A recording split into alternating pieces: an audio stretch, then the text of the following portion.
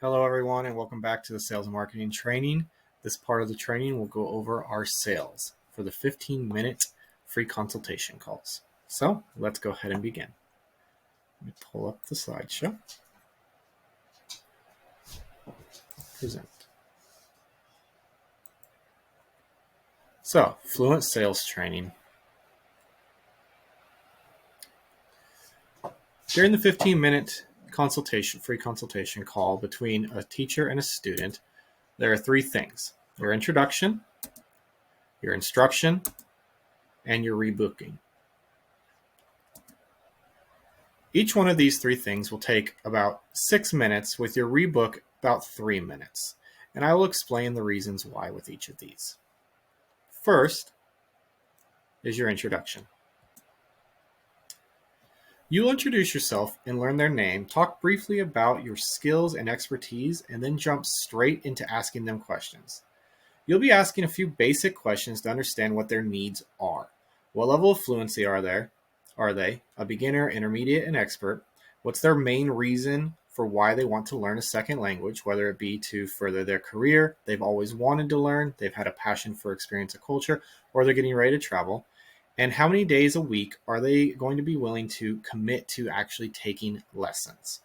From these questions, you can ask additional questions to kind of really get to know the student and what drives them. Again, try to keep this part of the conversation within 6 minutes. Next is instruction. Once you establish what your students' needs are, then it's time to do what you do best, and that is teach. Make sure to teach them something useful based on their needs. So if they're looking for something, for example, to help them further their career, teach them things that will help them in that atmosphere. Teach them how to ask if somebody speaks Spanish or if they speak English, for example, in the insurance industry. If you have a customer if a customer comes in who only speaks Spanish, knowing how to be able to ask them if they need a Spanish interpreter or if they do speak a little bit of English can be very useful to help them in their career. Also, you can give them instructions on directional things that have to do with the language. The goal here is to provide them value based on their needs. You are the teacher. What you do is what provides value. You teach them. So teach them something that gives them value based on their goals and their needs within their life. This will make them want to learn more. Again, keep this part of the conversation to about 6 minutes. It is perfectly okay to have something pre-rehearsed and pre-recorded for these different types of situations, because you'll get students that want to learn because they want to travel, or because they want to further their careers, or because they've just always had a passion and wanted to learn a second language. Next is your rebooking. Now, this is the part that everybody's kind of been waiting for, and that is essentially sales. The art of the sale is all in how you present your product towards the needs of the customer. How you ask questions and present offers is all in the wording. There are 3 steps to the sale process. Step 1, get them to say yes. Step 2, establish a time and date. And step 3, work out a price. If a student is not going to be interested in rebooking, you will know within these first 3 minutes. That's why this part says 3 minutes, because a student will either say no or yes, all in how you word and open up your pitch. Let me give you some examples and help. Step 1, get them to say yes. It is all in the wording. Reduce the options for someone to say no, or change the wording so the word no means yes. So, for example, don't say, would you like to book another class?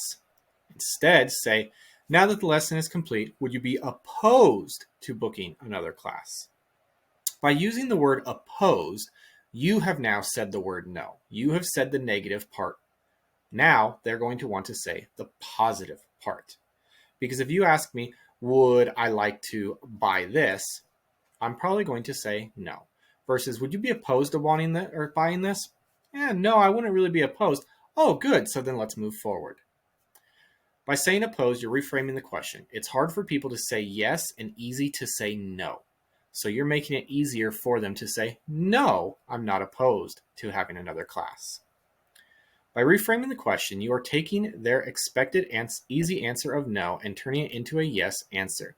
This works throughout the sales process. You are directing them towards a guided path where they have options and limited opportunity to say no. Practice and repetition makes perfect. No one really gets it perfect the first time. Don't be afraid to make mistakes. Sorry, mistakes is cut off on the bottom. Making mistakes is how we learn. You will always be nervous in any aspect of sales until you have experience doing it. Don't be afraid to take chances. Change the wording to what best fits you and how you teach. This part will become easier with time. Remember, the student is coming to you because they want something that you have of value, and that is your knowledge. You are the part that is valuable. Sell yourself. Step 2, establish your date and time.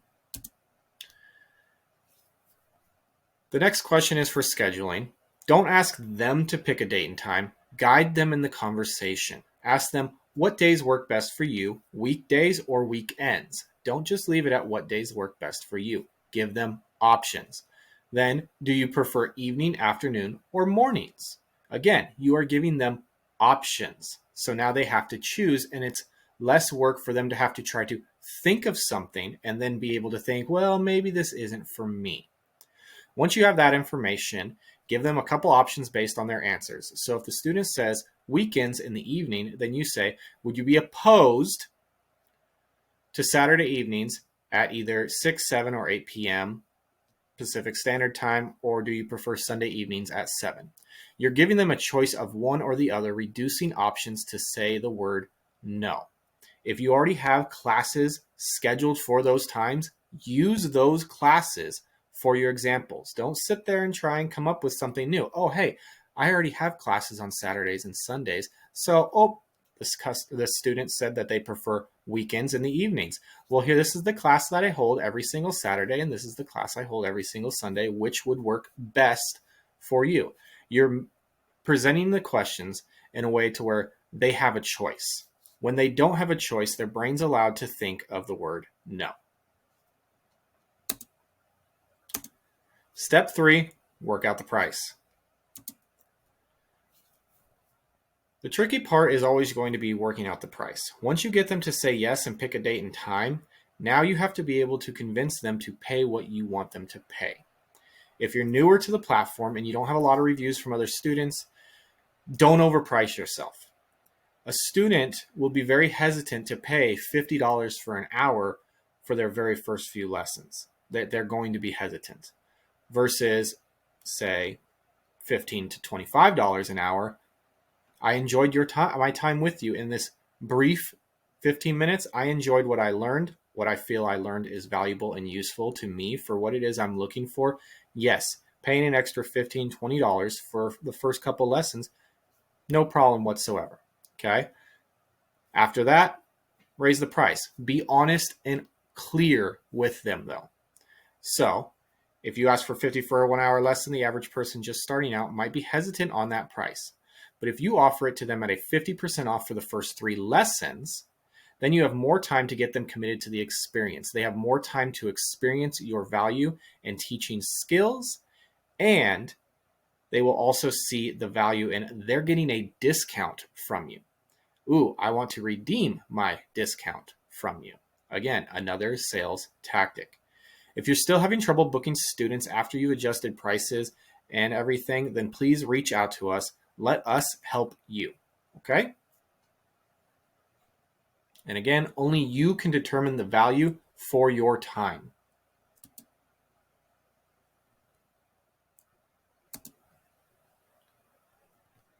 If you have any questions, please feel free to always reach out to us at info@thefluentworld.com.